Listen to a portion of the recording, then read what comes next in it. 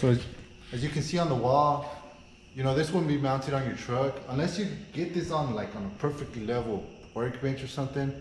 That's basically what your goal is right there, you know, a perfectly level cutoff.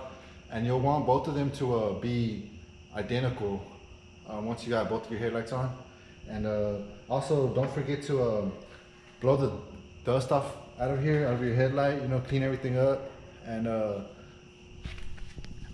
you know, mine's a little, I don't know if you can see it on there, it's got a little bit of dust in there. Use like compressed air. This chrome is actually pretty delicate, so you don't want to be too rough with it. I know like in past experiences on other headlights that I've done, even painter's tape, I taped something off, man. I pulled the tape off, the chrome came off. So actually I'm probably gonna end up painting these black, just everything blacked out. Like, and this is producing your light output right here. You don't need none of that chrome in there really. It's just, that's completely up to you. You can use, you know, your chromed shrouds if you like, or you could buy the chrome headlight, chrome shrouds. You just gotta be more careful with the chrome.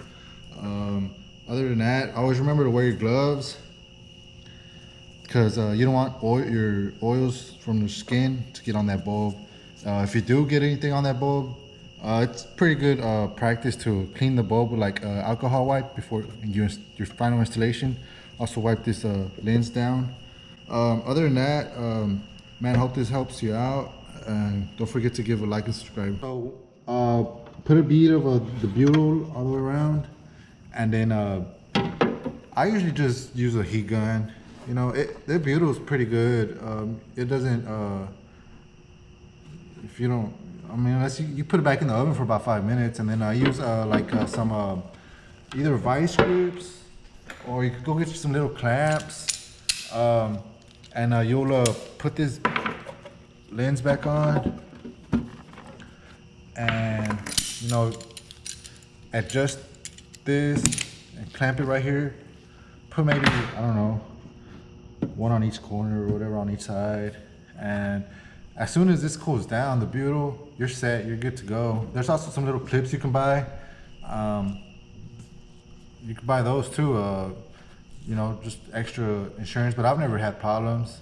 And with this butyl, it feels pretty good. You won't have no condensation in there.